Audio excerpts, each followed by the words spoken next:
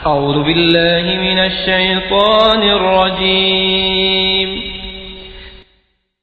إن الله لا يغفر أن يشرك به ويغفر ما دون ذلك لمن يشاء ومن يشرك بالله فقد افترى إثما عظيما. Bismillahirrahmanirrahim. Assalamualaikum warahmatullahi wabarakatuh.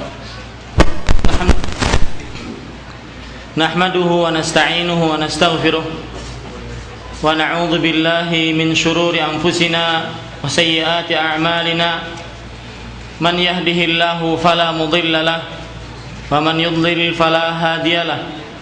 Wa ashhadu an la ilaha illallah wahdahu la syarika lahu wa ashhadu anna Muhammadan 'abduhu wa rasuluh.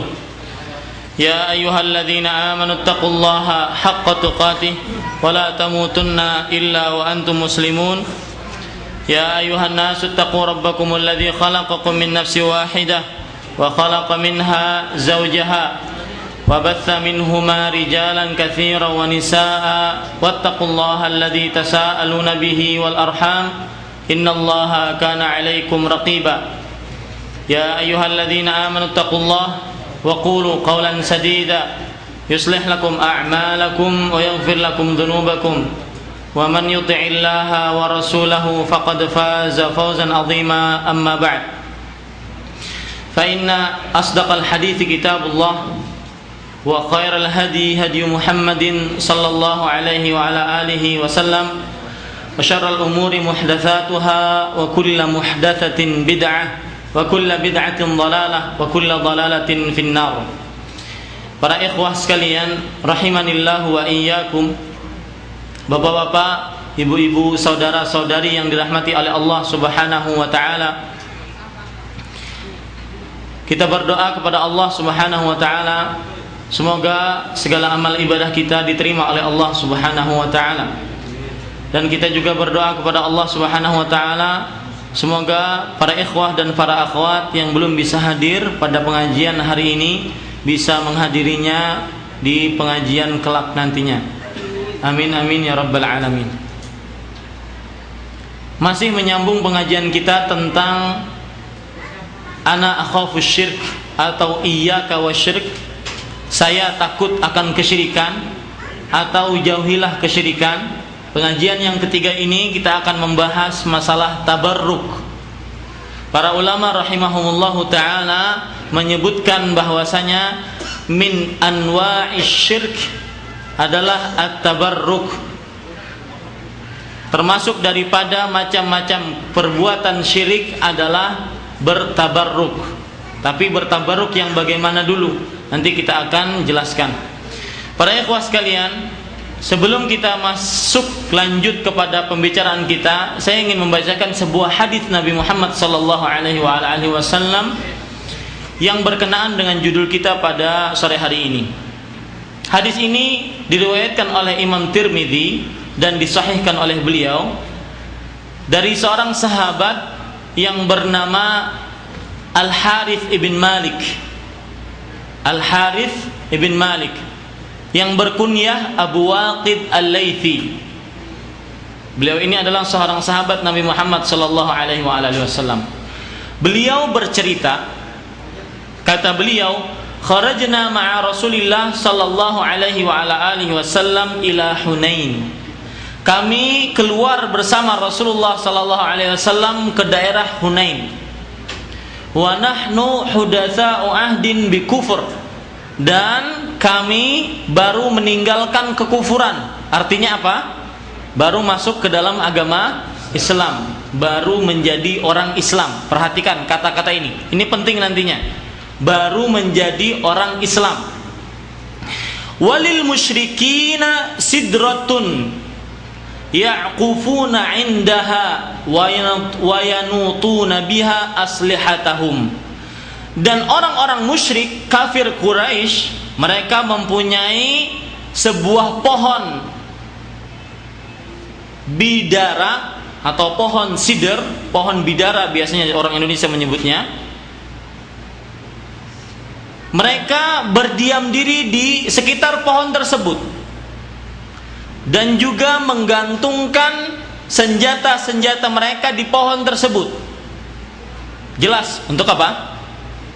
Mengambil berkah dari pohon bidara tersebut.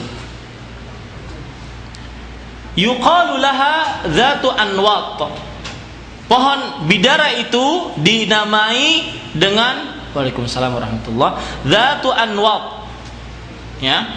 Kemudian sahabat Abu Waqid Al-Laitsi meneruskan cerita beliau. Famararna bisidrah faqulna ya Rasulullah ij'al lana dzata anwatin kama lahum dzatu anwat. Artinya, kemudian kami pun melewati pohon bidara tadi yang dimiliki oleh orang-orang musyrik tadi. Kami di sini siapa? Para sahabat Nabi Muhammad SAW yang baru masuk Islam. Faqulna, kemudian kami berkata kepada Rasulullah SAW, ya Rasulullah, wahai Rasulullah sallallahu alaihi wasallam, ij'al lana dzatu anwat kama lahum dzatu anwat. Artinya, jadikan kami atau pilihkan buat kami sebuah pohon bidara juga sebagaimana mereka mempunyai sebuah pohon yang disebut dengan dzatu anwat. Kami ingin memiliki seperti itu. Ya wajar perkataan mereka. Karena kenapa? Karena mereka baru masuk ke dalam agama Islam. Baik. Kemudian Rasulullah SAW langsung menjawab. Apa beliau menjawabnya? Allahu Akbar. Allah Maha Besar. Innahas sunan. Sesungguhnya itulah tradisi, ya, orang-orang sebelum kalian, yaitu orang-orang pengikutnya Nabi Musa alaihissalam. Kultum walladhi nafsi biyadihi kama qalat banu Israel. Perkataan kalian tadi, demi jiwaku yang berada di tangannya, kata Nabi Muhammad SAW. Perkataan kalian tadi meminta pohon untuk dijadikan sebagai tempat berkumpul, tempat beriktikaf dan juga menggantungkan pedang di pohon tersebut adalah sebagaimana atau seperti perkataannya Bani Israel, kaumnya Nabi siapa? Nabi Musa alaihi salam. Ketika Bani Israel mengatakan kepada Nabi Musa, ij'al lana ilahan kama lahum alihah. Artinya, wahai Nabi Musa alaihi salam, jadikanlah kami sembahan sebagaimana orang-orang kafir mempunyai sembahan. Apa yang dijawab oleh Nabi Musa alaihi salam? Qal innakum qaumun tajhalun. Nabi Musa menjawab, sesungguhnya kalian itu adalah orang-orang yang bodoh. Artinya tidak boleh meminta sembahan sebagaimana orang-orang kafir mempunyai sembahan. Sembahan kita hanya siapa? Allah Subhanahu wa ta'ala. Kemudian Nabi setelah membaca ayat ini, beliau menyebutkan latarkabunna sunana man kana qablakum. Sungguh kalian, wahai para sahabatku, akan benar-benar mengerjakan kebiasaan-kebiasaan orang-orang sebelum kalian. Siapa orang-orang sebelum kita? Yahudi dan Nasrani. Taib. Hadis ini diriwayatkan oleh Imam Tirmidzi rahimahullahu taala dan hadisnya sahih, disahihkan oleh beliau. Para ikhwah sekalian, dari hadis ini kita ingin mengambil beberapa pelajaran. Taib. Pelajaran yang pertama, ketahuilah bahwasanya al khairu biyadillah kulluh. Seluruh kebaikan itu di tangan Allah Subhanahu wa ta'ala. Tidak ada di tangan lain. Seluruh kebaikan berada di tangan Allah Subhanahu wa ta'ala. Ini harus menjadi keyakinan bagi setiap muslim dan muslimah bahwasanya seluruh kebaikan itu di tangan siapa? Allah Subhanahu wa ta'ala. Dalilnya apa para ikhwas sekalian?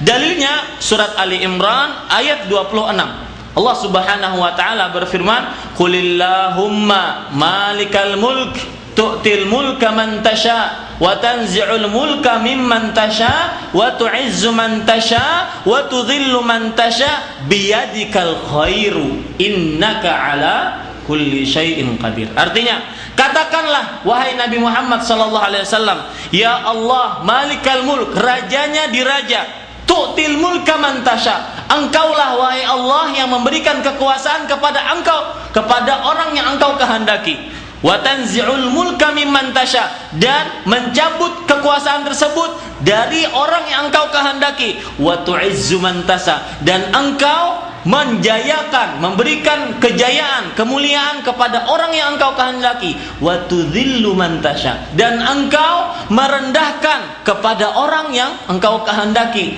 Biyadikal khair. Ini mahal syahidnya. Ini pendalilannya. Segala kebaikan di tanganmu wahai Allah Subhanahu wa taala.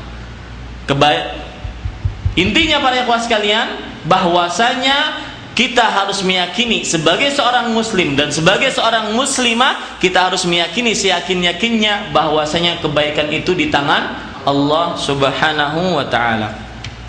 Itu kalau kita lihat dari ayat Al-Qur'an. Kalau kita lihat dari hadis Nabi Muhammad sallallahu alaihi wasallam, sebuah hadis yang diriwayatkan oleh Imam Bukhari dari sahabat Abu Sa'id Al-Khudri radhiyallahu anhu,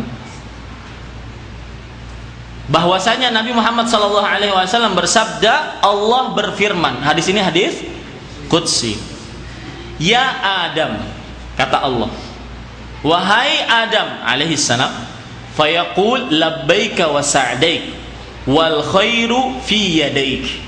Nabi Adam pun menjawab panggilan Allah Subhanahu wa taala, labbaika wa sa'daik ya Allah. Arti labbaika wa sa'daik ya Allah, saya datang dan saya ingin mengerjakan ketaatan kepada Engkau apapun suruhannya. Wal khairu fi yadaik, dan kebaikan itu hanya di apa? Di tangan, di kedua tangan Allah Subhanahu wa taala. Dari hadis tersebut kita bisa ambil faedah bahwasanya seluruh kebaikan hanya dari Allah Subhanahu wa taala. Ingin lebih jelas lagi? Coba perhatikan hadis selanjutnya. Diriwayatkan oleh Imam Bukhari dari sahabat Abdullah bin Mas'ud radhiyallahu anhu. Mereka, para sahabat Nabi Muhammad SAW, pada suatu hari bersama Nabi Muhammad SAW di dalam suatu perjalanan. Faqallal ma, lalu persediaan air menipis. Ya, fa'adkhalan Nabi, ada tapi tipis, tapi sedikit gitu. Ada airnya. Fa'adkhalan Nabiyyu sallallahu alaihi wasallam yadahu fi ina'in fihi ma'un qalilun thumma qala hayya 'ala tuhuril mubarak wal barakatu minallah. Artinya, kemudian Nabi Muhammad sallallahu alaihi wasallam memasukkan tangan beliau yang suci tadi ke air yang sedikit tadi. Kemudian kata Nabi Muhammad, SAW bersabda, marilah kita bersuci dengan air yang penuh dengan berkah, dan berkah hanya dari Allah, wal barakatu minallah, dan berkah itu hanya dari Allah. Ini jelas sekali bahwasanya tidak ada berkah kecuali dari siapa? Allah Subhanahu wa taala. Kemudian lanjutan cerita dari hadis ini, setelah Nabi Muhammad SAW memasukkan air, fanaba'al ma'u min baini asabi'ihi sallallahu alaihi wasallam, lalu keluarlah ya air dari sela-sela jari jemarinya Nabi Muhammad sallallahu alaihi wasallam. Hadis ini diriwayatkan oleh Imam Bukhari dan dari sahabat Abdullah bin Mas'ud radhiyallahu anhu. Bagaimana tidak beriman orang melihat mukjizat langsung di hadapan matanya? Ya, itulah bedanya orang yang beriman dan dia melihat Nabi Muhammad SAW, dan orang yang tidak beriman dan dia juga orang yang beriman dia tidak melihat Nabi Muhammad SAW. Itulah bedanya para sahabat dengan kita. Makanya sahabat itu tidak boleh kita katakan sahabat orang yang terpercaya. Thiqah dalam fakar hadis, thiqah misalkan, tidak. Cukup sahabi, itu sudah pangkat yang sangat agung. Tidak usah ditambahin lagi. Kenapa? Karena beda antara orang yang langsung berhadapan dengan Nabi, melihat Nabi ketawa, melihat Nabi berbicara, melihat Nabi sedih, melihat mukjizat langsung turun di hadapan dia, berbeda dengan orang yang beriman kepada Nabi dan belum pernah melihat Nabi Muhammad sallallahu alaihi wasallam. Intinya para ikhwah sekalian, poin yang pertama bahwasanya apa? Al barakatu minallah. Sesungguhnya segala berkah itu hanya milik Allah Subhanahu wa taala. Baik para ikhwah sekalian. Poin yang kedua.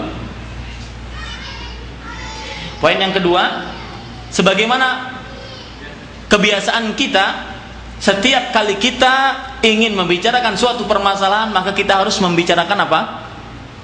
Definisinya. Sekarang apa definisi barokah? Ya, apa definisi barokah tersebut? Kita akan lihat dari ayat-ayat Al-Quran. Definisi barokah yang ada di dalam Al-Quran, ya, tidak lepas dari dua definisi. Definisi barokah yang ada di dalam Al-Quran tidak lepas daripada dua arti. Yang pertama yaitu tetapnya kebaikan, artinya kebaikannya selalu tetap, terus menerus. Thubutul khair wa dawamuhu, tetapnya kebaikan, itu arti barokah yang ada di dalam Al-Quran. Dalil akan arti ini adalah surat Al-A'raf ayat 137.